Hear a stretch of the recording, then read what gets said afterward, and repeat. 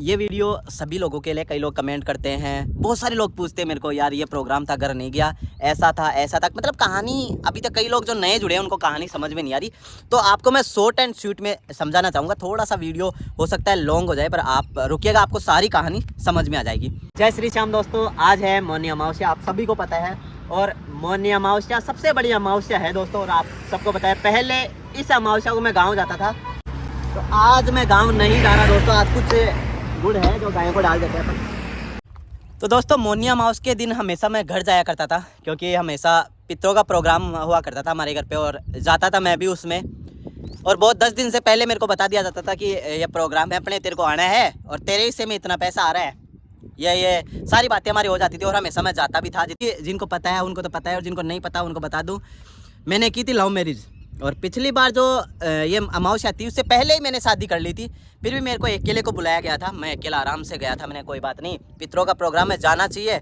और लुगावड़ी को नहीं लेके गया था, मैंने कहा तेरा कोई न्योता नहीं है, मुझे बुलाया ही नहीं था। नहीं बुलाया था। मैंने सोचा कि यार पता नहीं क्यों नहीं बुलाया, या बैठ के बात भी करेंगे, सब लोग आएंगे, कुछ ना कुछ करेंगे, क्योंकि मैंने लव मैरिज की थी। और बता दूं 7 साल का रिलेशनशिप था हमारा, उसके बाद में हमने शादी की थी। लगभग बच्चे से लेके बड़ों तक को सबको पता था कि यार ऐसे ऐसे ये दोनों शादी भी करने वाले, सब कुछ पता था। तो ये मेरी शादी की सेकंड मौनी अमावस्या है, और इस बार मैं गांव नहीं गया, और ना ही मेरे को बुलाया गया। अगर कारण लव मैरिज होता तो आपको पिछली मौनी अमावस्या पे भी नहीं बुलाते, क्योंकि लव मैरिज तो हो चुकी थी ना तब तक। फिर प्रॉब्लम क्या थी? प्रॉब्लम तो हक की थी, हिस्से की थी। मेन प्रॉब्लम ये थी, हक मांग लिया मैंने कि यार कम से कम ये मेरा है, ये तो दे दीजिए, दे दीजिए, मतलब दे दीजिए मेरे को। तो प्रॉब्लम वो थी। उसके बाद में कई तांडव हुए, और अहम भूमिका रही इस तांडव में। अहम भूमिका चाहे नारद विद्या लगाना मान लो, चाहे अकेले खाने की बात मान लो, चाहे नहीं देने की बात मान लो, अहम भूमिका रही मेरे आदरणीय काकाश्री की, और एक मेरे पिता तुल्य बड़े भाई की।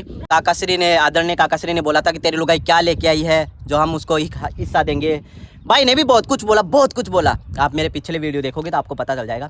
फिर मैंने सोचा यार, मैंने बहुत सोच विचार करने के बाद में सही और गलत को समझा कि यार सही क्या है, गलत क्या है।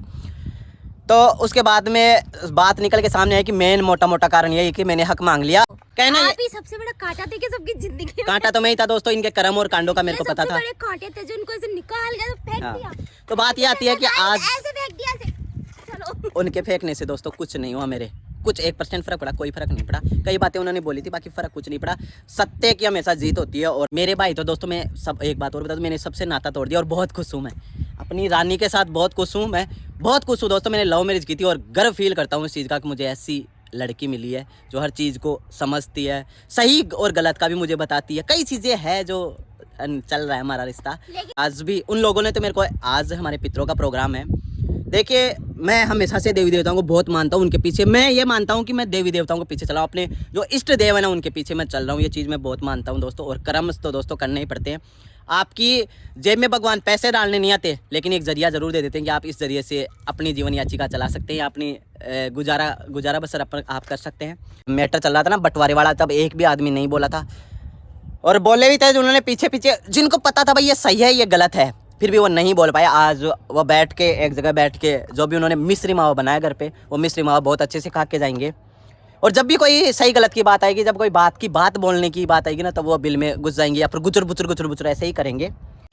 मेरे घर वालों में से कई लोगों ने बोला था इसके लिए, इसको ही कॉल करके बोला था कि तू तमीज़ से नहीं गई, इज्जत से नहीं गई, संस्कार से नहीं गई। ऐसे नहीं बोला गाइस, ऐसे बोला कि मैं तन राख तो लेता, बट था मैं तमीज को नहीं।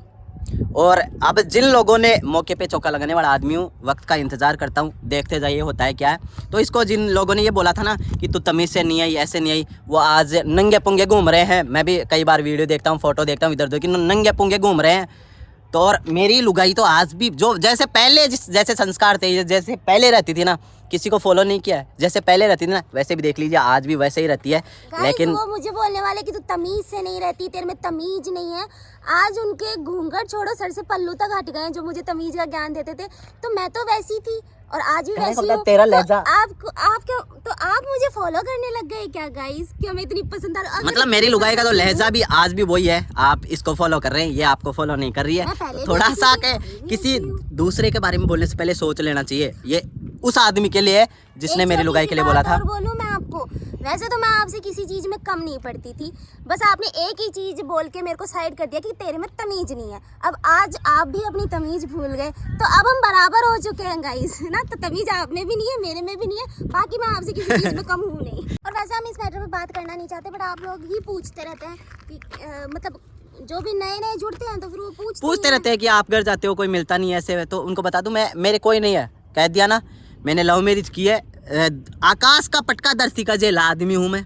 और आपकी दुनिया, आज की दुनिया में आपको बताया कितने मतलबी लोग वही हैं। है, बस हम जाते हैं अपने घर पे तो अपना जो भी है वो देख के वो आ जाते हैं, बाकी और कोई मतलब नहीं है नहीं जिससे हम दोस्तों। बातचीत करें। जो मेरी नजरों से उतर गया ना, उसको मैं कुत्ते से भी बदतर इज्जत देता हूँ। ये चीज़ आपने प्रैक्टिकली मेरी देखी होगी। ये चीज़ है, वही चीज़ है, नज़रों से उतर गए। जो गलत है वो गलत है, और जो सही होते हुए भी सही और गलत का सही फैसला नहीं कर सकता ना, वो भी मेरी नज़रों में गया गुजरा आदमी है।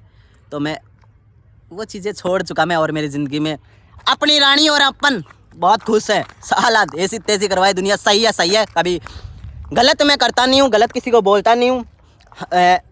छोटा हो चाहे बड़ा हो, इज्जत से बात करता हूँ ना। मेरे को किसी से कोई मतलब ज़्यादा ना और कुछ है। और क्या चाहिए गाइस कि आप लोग समझ गए होंगे कि एक्चुअली हमारी प्रॉब्लम क्या है। तो आपको एक बात नहीं बताई क्या मैंने, बता दूं? बता दे। जब बहुत ज़्यादा ड्रामा हो गया था ना, फिर उसके बाद में उन्होंने बोला इनको फ़ोन करके कि सुन छोरा, भी छोरे ले राजा जे, आ जा तू भी, और तो भी किन्हें भी ले आ जा। छोरे में ले आ जाए। छोरी नहीं यार, मेरे लुगाई है यार। दोस्तों कम से कम इज्जत दीजिए यार भाई यार।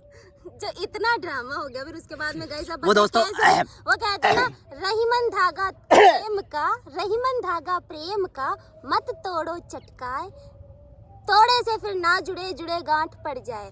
इतना ड्रामा होने के बाद में आपने बोला भी तो लिया, तो फिर क्या मतलब गाइस? कोई मतलब नहीं था दोस्तों, और मेरा मकसद नहीं है दोस्तों किसी को ठेस पहुंचाने का, किसी के बारे में बोलने का, ना मेरे पास टाइम है। बस कुछ बातें हैं जो उन्होंने बोली थी मेरे को, और मैंने उनको यही कहा था कि थोड़ा इंतज़ार करो। एक एक बात अगर तुम्हारे सामने नहीं आए तो मैं यहीं हूँ, मरूंगा नहीं। तो अब आ रही है धीरे धीरे सामने। क्या उन इज्जत होती है, क्या पैसा होता है, क्या परिवार को एक साथ बैठना होता है, कैसे होता है। और एक चीज़ और बता दूँ दोस्तों, पीठ पीछे नहीं करता मैं, करता हूँ वो कह के कर लेता हूँ। इंतज़ार है मुझे उस समय का, और आप भी इंतज़ार कीजिए। एक दिन वो समय भी आएगा कि वो लोग मेरे को पूछेंगे कि यार तू और तेरी लुगाई, दोस्तों बड़े गर्व के साथ बोलता हूँ, एक दिन ऐसा समय आएगा कि वो मेरे को ऐसे बोलेंगे, तू और तेरी लुगाई आओ कोई काम है।